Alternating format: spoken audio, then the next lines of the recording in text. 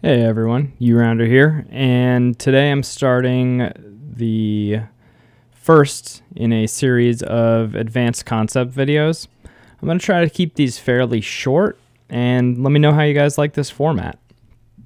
Today I'm going to be going over a situation I found while I was doing some studying where I realized that the differences between not bluffing aggressively enough and bluffing too aggressively can sometimes not be what you would expect as far as how big a mistake it is.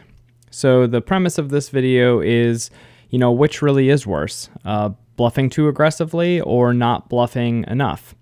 And then secondarily, I would like to see if we can answer how important are blockers when bluffing. Is it true that we always have to have good blockers when we are making a bluff? So let's get into it. The situation that we're looking at is a 3-bet defense, where we're in position facing a 3-bet from the big blind. We're in the cutoff and we flat call his 3-bet. The flop comes 10 of hearts, 6 of hearts, 4 of diamonds.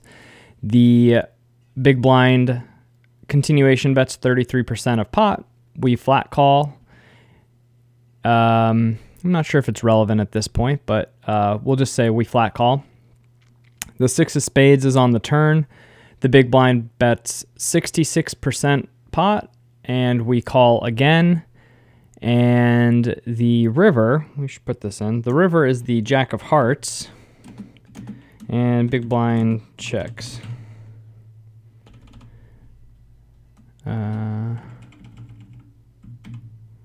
So I will say that in the hand that we played, we had 7-8 of spades. So let's look at how 7-8 of spades plays here. All right, so the big blind c-bets. I'm going to go ahead and check and see how we play the entire strategy. So the big blind is actually betting their entire range in this spot on 10-6-4 for 33% pot. That's not particularly surprising. We have a... let's see, we have a double gutter on the flop, right? So a 5 gives us 4, 5, 6, 7, 8. And a 9 gives us 6, 7, 8, 9, 10. So we have a double gut shot. So 8 fairly clean outs.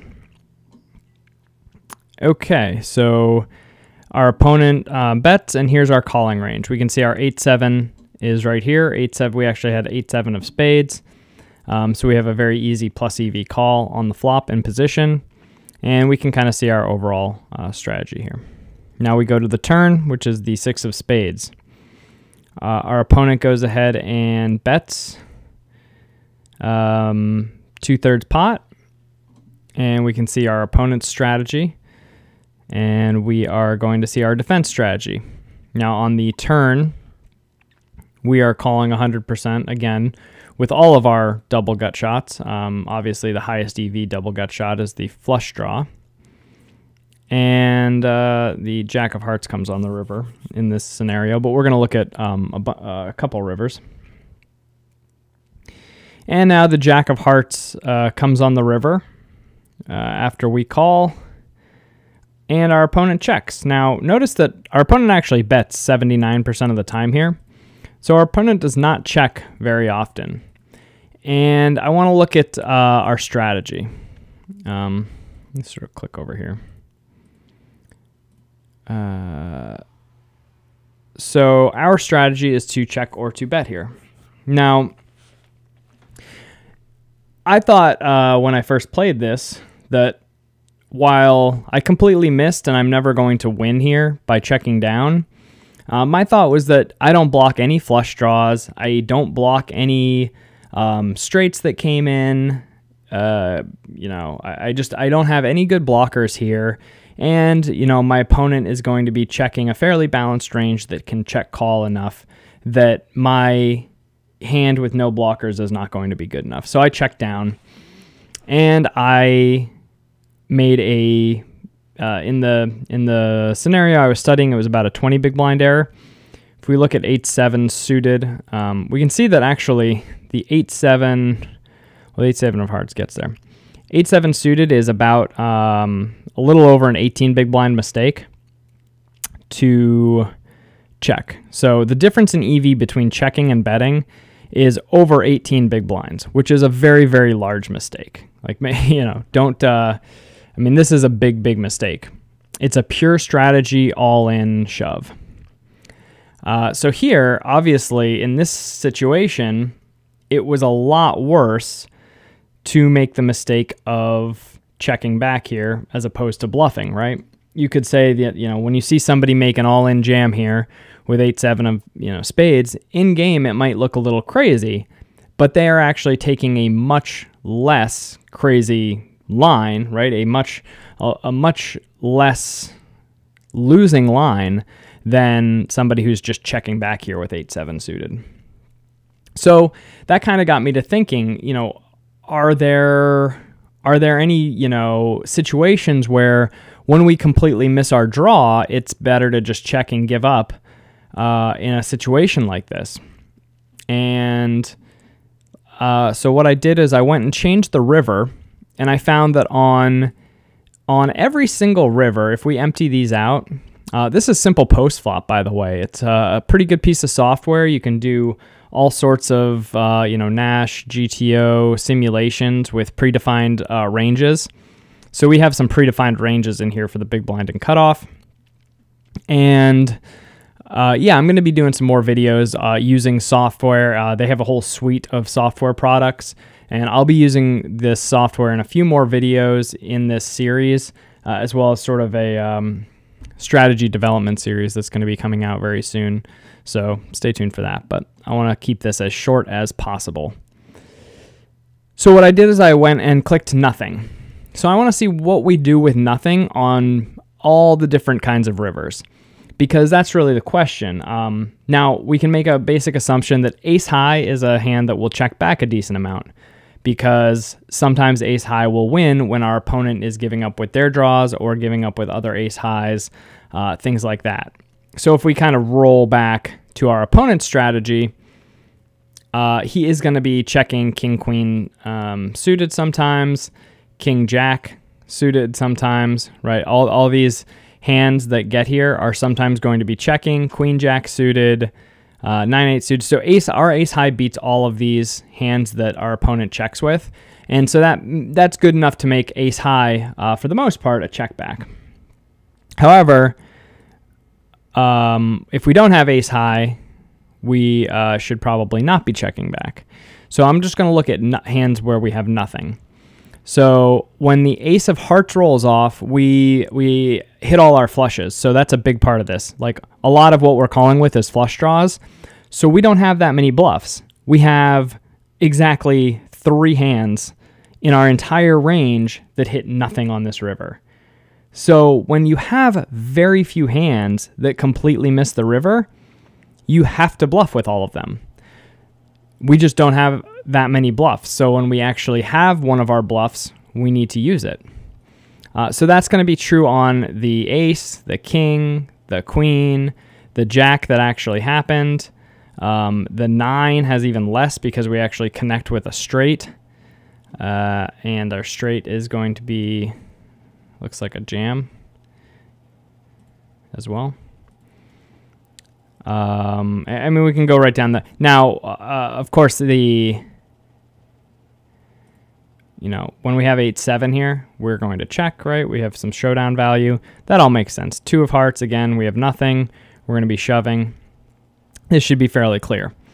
Now, what's interesting is that we don't have a heart in our hand that we're using to block the flushes, right? So we don't actually have any hearts in our range, yet we're still going all in. And that's a combination of not having enough bluffs otherwise, and the fact that our opponent is in a very, difficult situation when they check.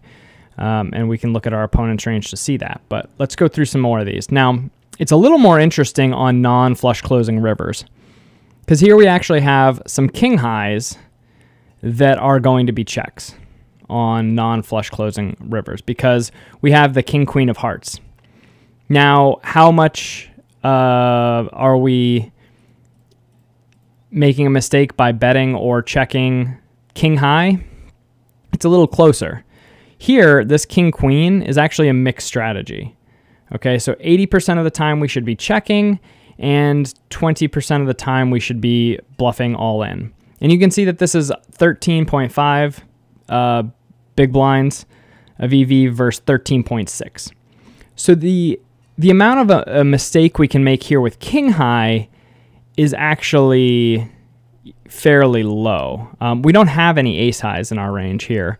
So now king high kind of plays like ace high. We're going to usually want to check it, and then occasionally we can bluff with it. But you'll notice the difference, except for with like, you know, king jack. King jack is fairly clearly a better check than a bet. And that's probably going to be due to some blocker effects of the king queen. So let's go ahead and look at, and then we have also jack 9 here. And I looked at this earlier. The reason that this jack 9 is such a, some of these jack 9s and the kings, our opponent has a lot of kings and 9s and jacks in the range of hands that we chop with, or that they, you know, check down and we win. So because of the blocker effects and what we're actually blocking with jack 9, with the king 9, that's a big reason why these are checks.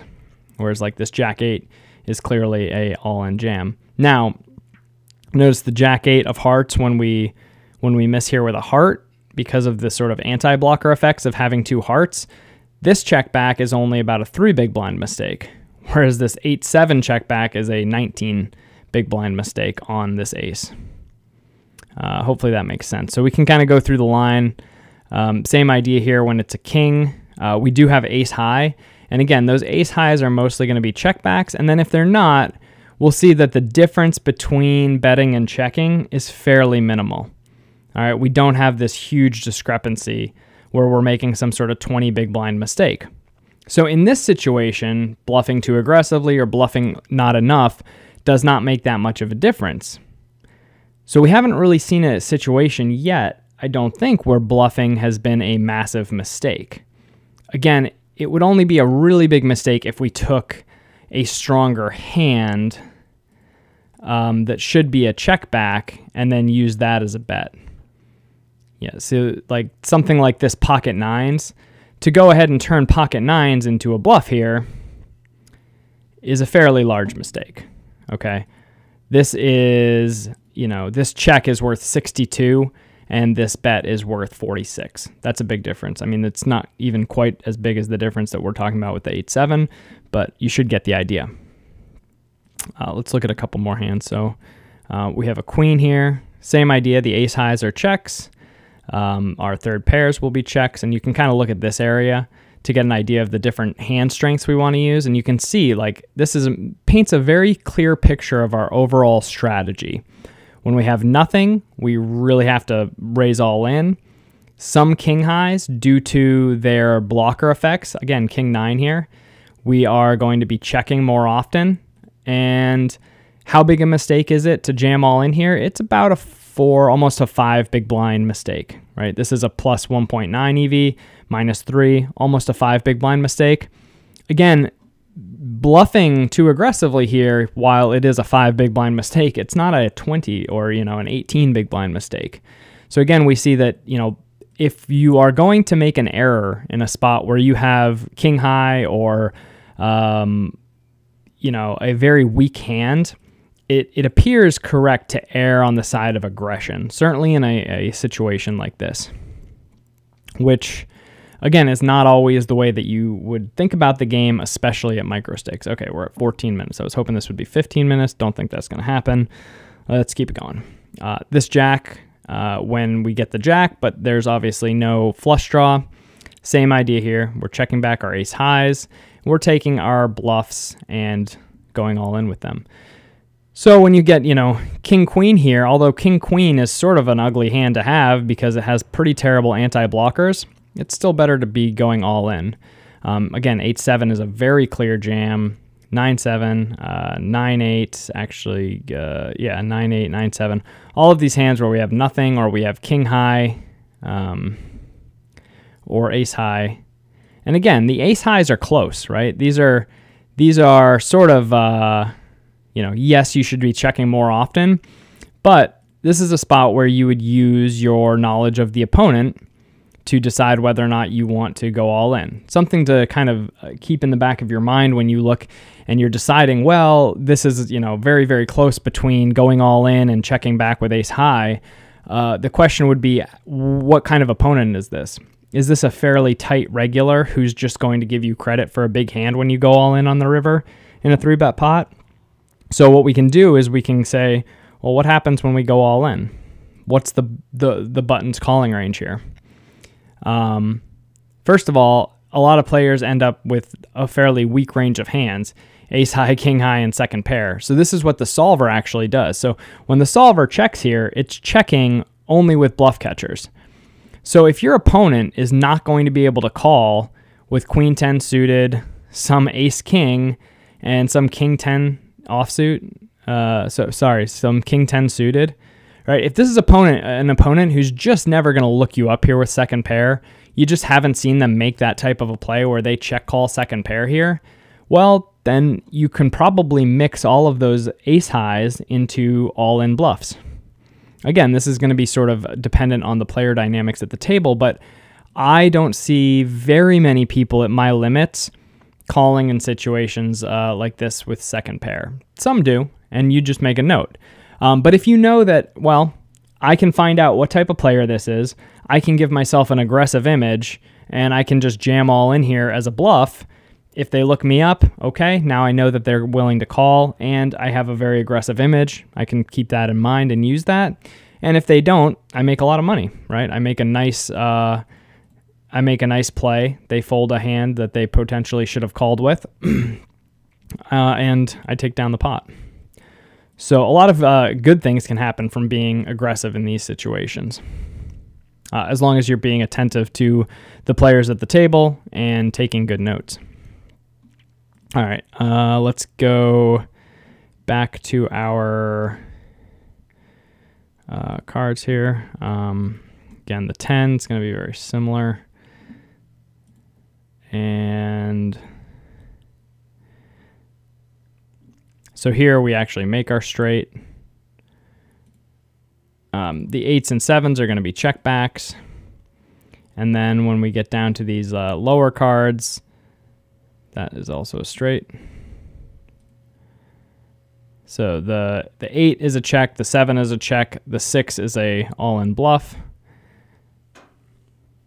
Okay, all of these should be fairly easy to understand at this point.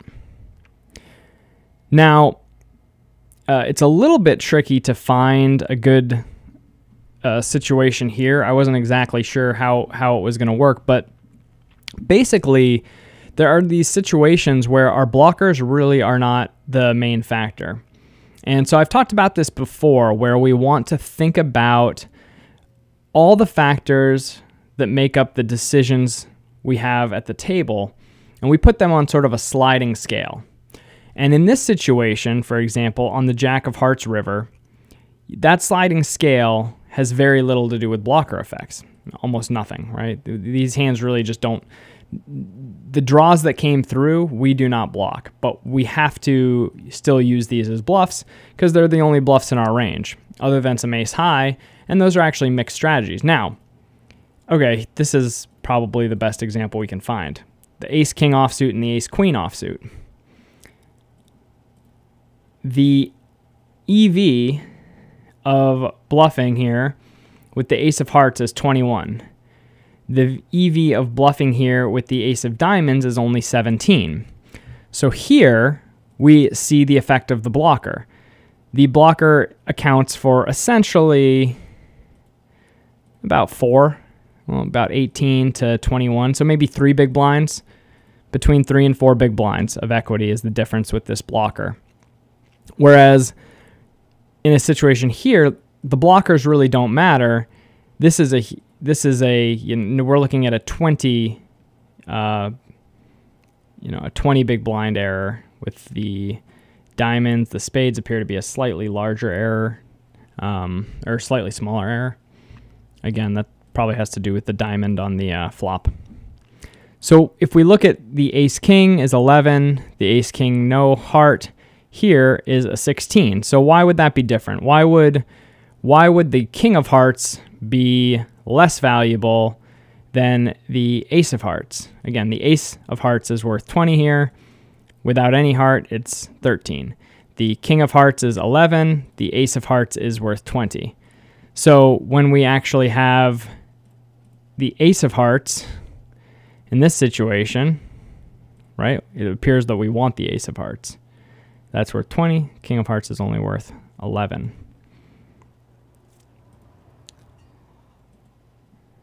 Whereas here, hold on, because we, for some reason we don't have the queen of hearts, so we can't make that same comparison between the ace and the queen. So we would have to presume that it would be the same. So something happens here in this range where the queen of hearts leaves our range earlier in the hand. So we would have to go back and find that. But again, you can see that the difference between these blocker effects is important, and we need to study it. We need to understand when we need and want blockers, when they make it more likely that we should raise, when we should fold, when we should bluff, when we should call. But they are fairly small differences compared to these clear-cut situations where, you know, we're not going to find very many spots where we have a lot of draws in our range, we miss all of our draws, and then we don't bluff. It's just not a situation that comes up very often. So when I find one that happens, we'll review it. If I find a situation that's fairly similar to this, where we have, you know, an open-ended straight draw or a flush draw, and our draw misses, but we actually check back a hand like 8 or 9 high, if I can find a situation like that, I will make a video about it. But in the meantime, I would just keep in mind that in general, bluffing aggressively is probably going to be a lesser error than checking too passively. That should be sort of a general rule in your game. And then how important are blockers when bluffing? They're important, but you do not always need them. All right, so that's the important, you know, that's what I want to sort of, the point I want to make is that we can look at all these situations and the blocker effects help. They're not irrelevant, but they are not the end-all be-all of whether or not you should be calling or bluffing. So we can look again here. This ace-queen, because of the blocker effects of having the 2 hearts, this is not as good a bluff. Okay, it's very clear to me that we would not necessarily want to be bluffing because we have like some of the worst blockers. The ace of hearts, queen of hearts, it blocks the opponent's missed flush draws. It blocks the opponent's missed straight draws. And it means that our opponent can't hold any of those blockers in an effort to, you know, justify folding, right? When the opponent has the queen of hearts, they can take us off some flush draws. When they have the ace of hearts, they can take us off some flush draws. When we hold both of those, our opponent's call frequency goes up. And so then you can see here, with ace-queen, it's more of a 50-50 as far as bluffing or checking. And again, here where we have the clubs, it goes back to a full check. Again, this has to do with the 4 on the turn. So I hope this was interesting for you guys to watch. It went a little bit longer than I wanted it to, but I'm going to be making some more advanced concept videos like this, trying to go over one specific aspect of play based on, you know, one specific hand and exploring it in a in-depth manner like this. Let me know what you guys think. If you saw anything that I did or said that didn't quite sound right, go ahead and ask it in the comments, and I will see you guys in the next video. Please give this video a like if you enjoyed it, and make sure you subscribe to the channel. I'll see you guys next time.